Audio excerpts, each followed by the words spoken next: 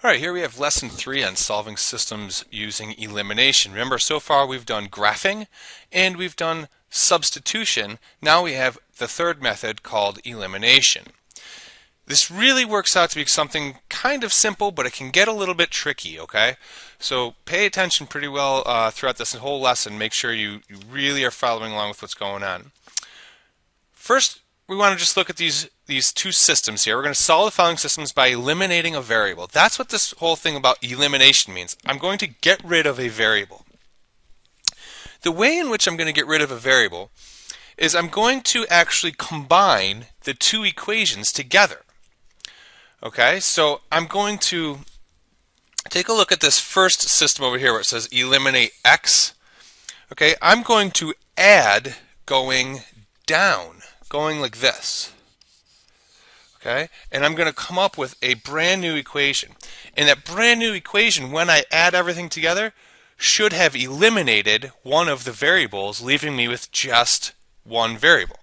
Okay, so when I add 4x plus negative 4x, remember these are additive inverses, okay, and I end up getting 0. 4x minus 4x is 0. Now let's do that again. Let's add going down this next group. So 8y plus a negative 2y, okay, that's going to be a positive 6y. And again here, I'm going to add going down. So negative 24 plus a negative 12 is going to be a negative 36. Now, in order for this method to work, I have to make sure that my variables are lined up. So I have the x's here, I have the y's here, and I have the constants here. Okay? It doesn't matter that they're in this exact order. It just matters that I have the x's on top of each other, the y's on top of each other, and the constants on top of each other in order for this to work. If I don't have it like that, then I can't combine the terms together properly. Okay? So we want to always make sure we line everything up. Sometimes you have to maneuver things a little bit so that that happens. Okay, let's go back to solving this now. So it just says 6y equals negative 36. To solve this, I just simply divide by 6. And it gets me y equals negative 6. Well, that was pretty quick. What does that mean? Well, it just simply means y equals negative 6, and now I need to go back and put it into one of my original equations. Remember, I have to now solve for x, right? So let's take the top one.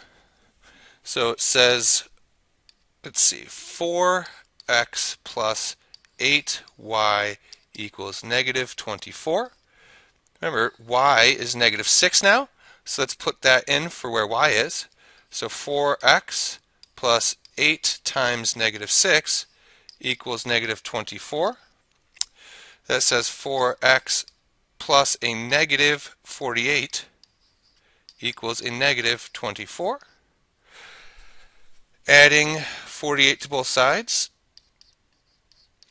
tells me that 4x equals 24. Dividing by 4 tells me x equals 6. So what does that mean? It means my coordinates here, my solution to this system, is going to be the point 6, negative 6. Okay? Right? Because that's my x and that's my y, 6 and negative 6. So let's just throw that back into one of them to check. Why don't we try the bottom equation this time? So let's see. So I have negative 4 times 6 minus 2 times negative 6 equals negative 12. So negative 4 times negative 6 is negative 24. Negative 2 times negative 6, remember that's a negative 2 there. Okay, negative 2 times negative 6 is a positive 12. And negative 24 plus 12 is negative 12, and it checks. So this is true. This point is the solution to this system. All right, let's try again. So we just, in this case, we eliminated the x's. Over here on this one, it looks like we're going to try to eliminate the y's now. Now it makes sense in this case, because if you look at it, I have the positive y, and a negative y already lined up. I also have my x's lined up and my constants lined up, okay? So once again, I'm just going to add going down. So 2x plus x is 3x. Positive 1y plus a negative 1y is 0, 0y. And 19 plus 11, again adding going down, is 30. So that just means I have 3x equals 30. Divide by 3, it tells me x equals 10. Okay, well now I need to plug that 10 back in and solve for y. So let's see. So I have, let's use the bottom equation. Say x minus y equals 11. And x is 10, so we're going to plug that in. 10 minus y equals 11. So if I subtract 10, that tells me negative y equals 1. But I don't want negative y, I want positive y. So let me divide by negative 1. That tells me y equals negative 1. So the coordinate that I just got here is x is 10 and y is negative 1. Let's plug that back into one of these equations, maybe the top one. So 2 times 10 plus a negative 1 equals 19. So that says 20 plus a negative 1 equals 19, and plus a negative 1, same thing as minus 1. 20 minus 1 is 19. And so that point checks. Okay, so again, remember the big important piece here is that we have everything lined up and we add going down. Now, in order for this to work, adding going down, we always want to make sure that we have whatever variable we're looking for to get rid of, we should have a positive version of it and a negative version of it, because when you combine them, those are additive inverses and they'll always equal 0, which is what we're trying to do. We're trying to eliminate it. In other words, make it become 0. So we're going to use some properties of equality actually to be able to do this also. If you notice in this first system here, we don't have, they are lined up, but there's nothing that actually ends up being able to eliminate the way it's written right now. Right? If we try to just add things together, we would end up with 15x minus 6y equals negative 9. So we wouldn't have gotten rid of a variable, so that's not going to do us any good. But what we can do is we can change the way one of the equations work or look by using the properties of equality. One of which properties is to multiply. Okay, so we can take and multiply one of the equations, every single term in it, by the same number. And if we do that, then we maybe can get this to look in a way where we can actually eliminate variables. So I see this 5x here, and I see this 10x. And I say, well, I can get this 5x to look like a 10x if I multiplied it by 2. So what I have to do is I have to multiply this entire equation, the top one, by 2. So let's try that. Let's take and multiply the entire top equation by 2, which means both sides by 2. But I don't think we're going to multiply by just 2. Remember, down here is a positive 10x, and I'm going to want this to be a negative 10x. And to do that, I'm going to want to multiply by a negative 2 on both sides. So let me rewrite what this would be. So negative 2 times 5x is negative 10x. Negative 2 times a positive y is negative 2y. And 9 times negative 2 is negative 18. Let me rewrite the other equation now underneath it. 10x minus 7y equals negative 18. Right? That's this equation. And now I can add going down. Right? I'm going to just add these two equations together, going down. So negative 10x plus 10x is 0, or 0x, whatever you'd like to call it.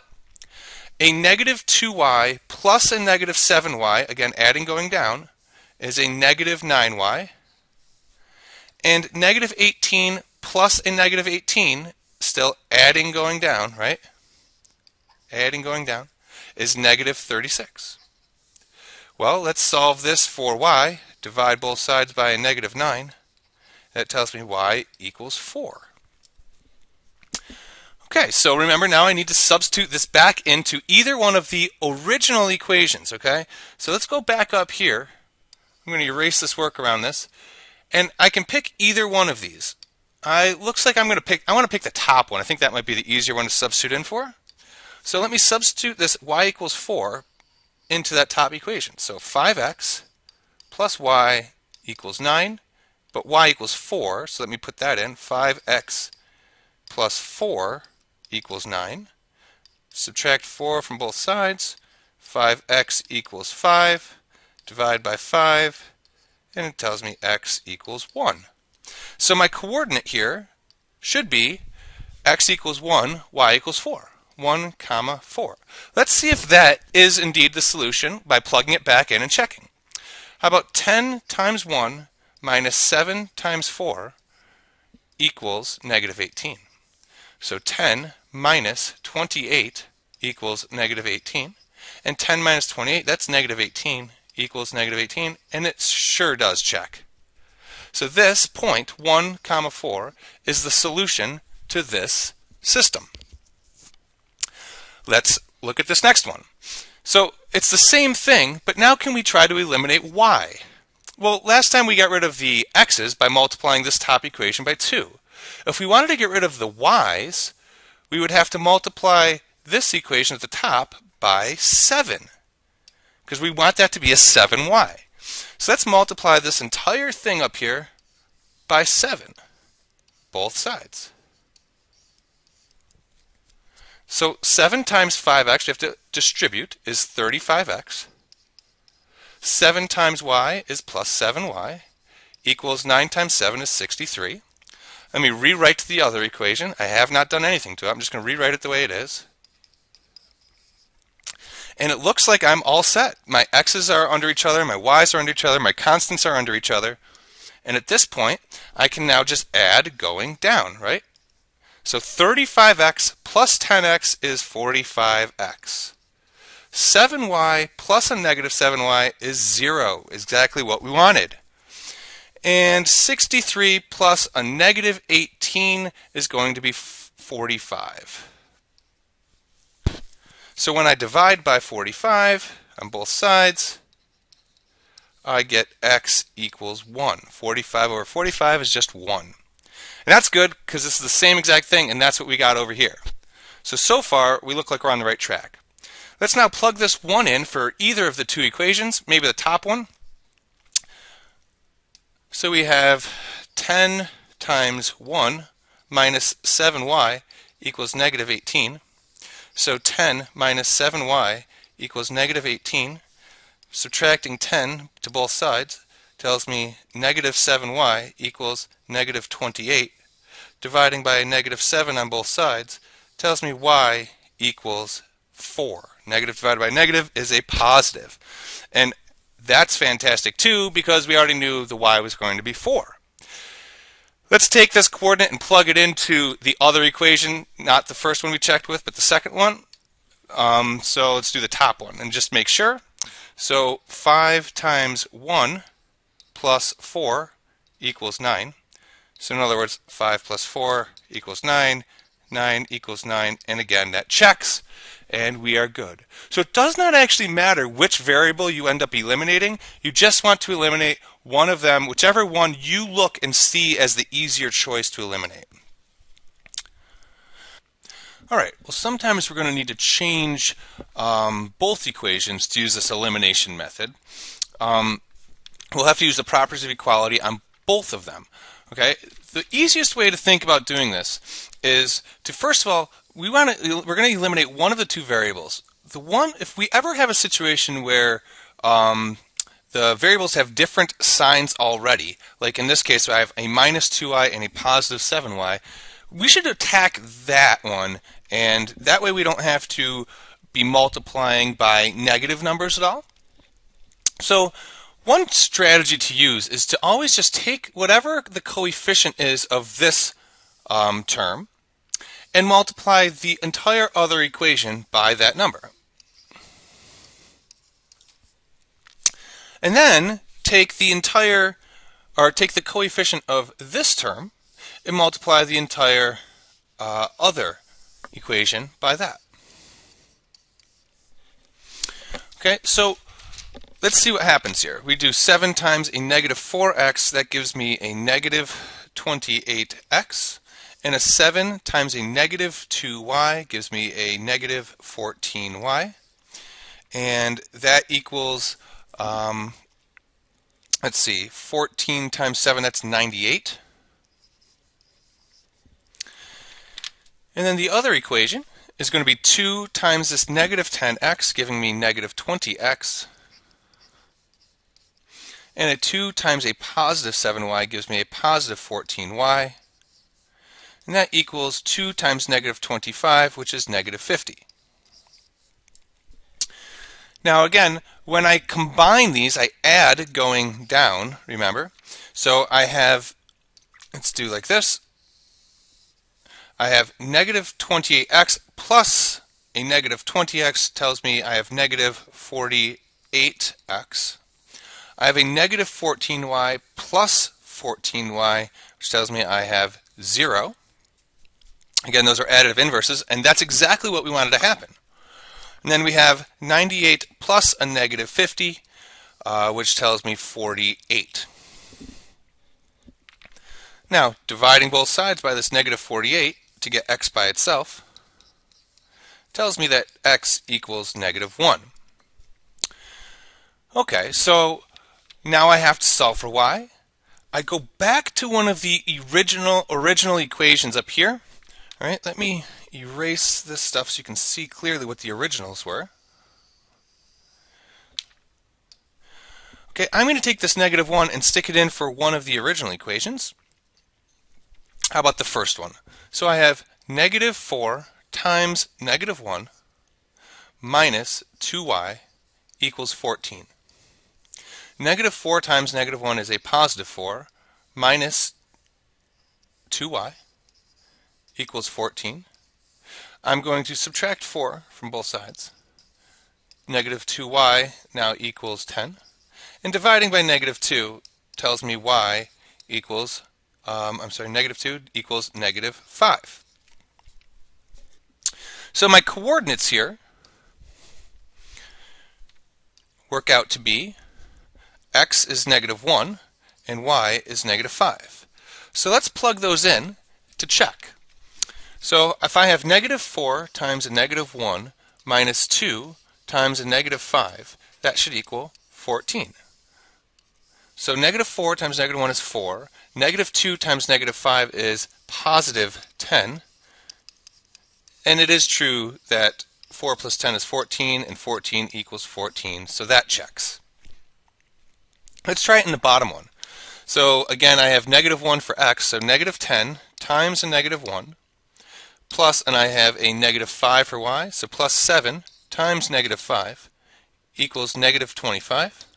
So that tells me positive 7 times negative 5 is a negative 35 equals negative 25.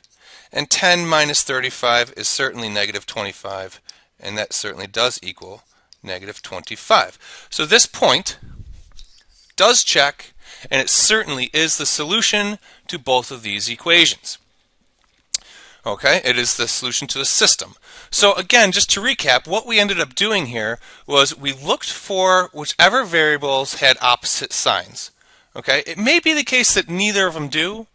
In this case, we were lucky and one did. And then we can simply multiply by the coefficients of each other to the other equation. So this one, again, we multiplied by 7 on both sides. And this one we ended up multiplying by 2 on both sides. And that ended up getting us this negative 14y and positive 14y, and therefore eliminated the y variable. Okay, so this is a little tricky. We will be working out a lot more on it in class. We'll be starting to combine all of our methods, the graphing, the substitution, and elimination in the weeks to come. And we will be having a test on this pretty soon. So bring in your notes tomorrow, and we will keep working on it. See you then.